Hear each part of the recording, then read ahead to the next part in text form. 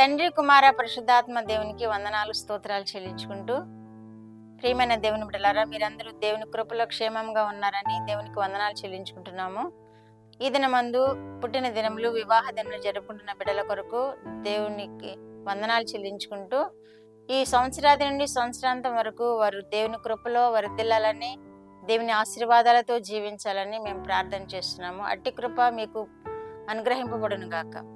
దేవుడి దినమందు మనకిచ్చిన వాక్యము యోహాను సువార్త 3వ అధ్యాయము 34 35 36 చదువుకుందాం. ఏలయనగా దేవుడు తాను పంపిన వానికి కొలత లేకుండా ఆత్మను అనుగ్రహించును గనుక ఆయన దేవుని మాటలే పలుకును. తండ్రి కుమారుని ప్రేమించుచున్నాడు గనుక ఆయన చేతికి సమస్తము అప్పగించి ఉన్నాడు. కుమారుని యందు విశ్వాసముంచువాడే నిత్య జీవము గలవాడు.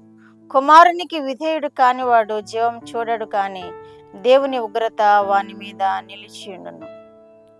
దేవుడి వాక్యం ద్వారా మనల్ని దీవించునుగాక. ఇక్కడ యోహాను భక్తుడు రాస్తున్నాడు.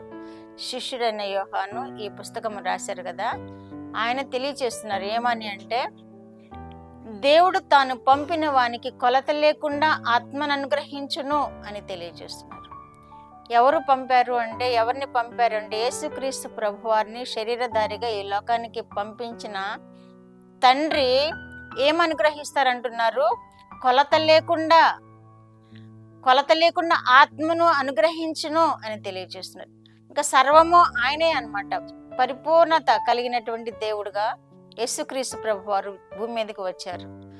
యేసుక్రీస్తు ఆత్మ పరిపూర్ణమైన ఆత్మగా, దేవుని ఆత్మతో నింపబడిన ఆత్మగా ఈ లోకములోనికి దేవుడు శరీరధారిగా వచ్చిన విధానాన్ని మనం చూస్తున్నాం. కాబట్టి యోహాను అంటున్నాడు ఈ విధంగా, దేవుడు పంపబడిన వ్యక్తి ఆత్మను అనుగ్రహించును, కొలత లేకుండా ఆత్మను అనుగ్రహించును అని కూడా తెలియచేస్తున్నారు.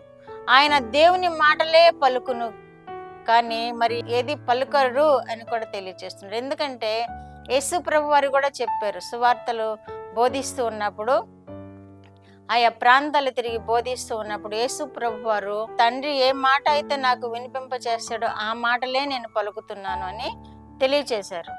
అలాగే ఈ వాక్యం కూడా ఆయన ఆత్మ నింపుదల చేసి ఏది పలకమంటే అదే పలుకును అని యోహాను కూడా వ్రాసిన విధానాన్ని మనము చూస్తున్నాము.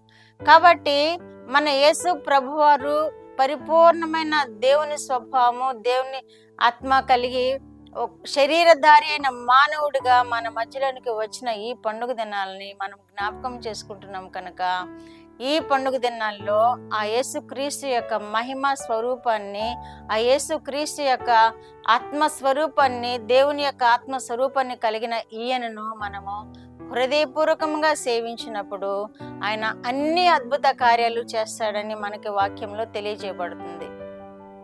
తండ్రి కుమారుని ప్రేమిస్తున్నాడు కనుక ఆయన చేతికి సమస్తమును అప్పగించేను అని కూడా వాక్యంలో రాయబడి ఉంది. కనుక తండ్రి ఏమైతే ఉద్దేశించారో భూమి మీద ఏ పరిచర్య యేసుక్రీస్తు ప్రభువారి ద్వారా చేయాలని ఉద్దేశించారో అదంతయు జరిగించాలని తండ్రి కుమారునికి అప్పగించిన విధానాన్ని ఈ వాక్యంలో మనం చూస్తున్నాం. కాబట్టి ఆయన సమస్తము చేయగలుగుతారు.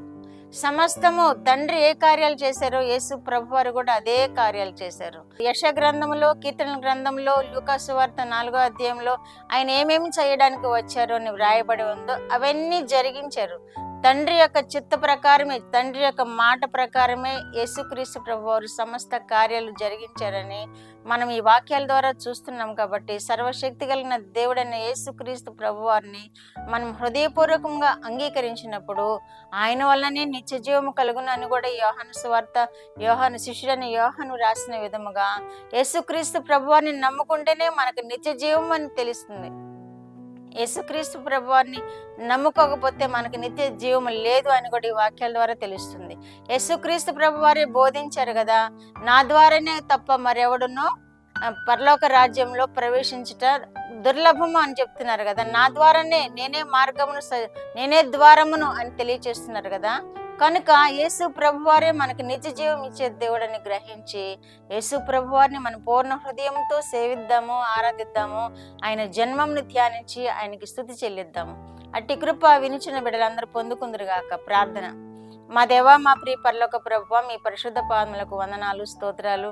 మా రక్షకుడైన యేసయ్య స్తోత్రములు, పరిశుద్ధాత్మ దేవా స్తోత్రములు, ఇచ్చిన వాక్యం కొరకు స్తోత్రములు.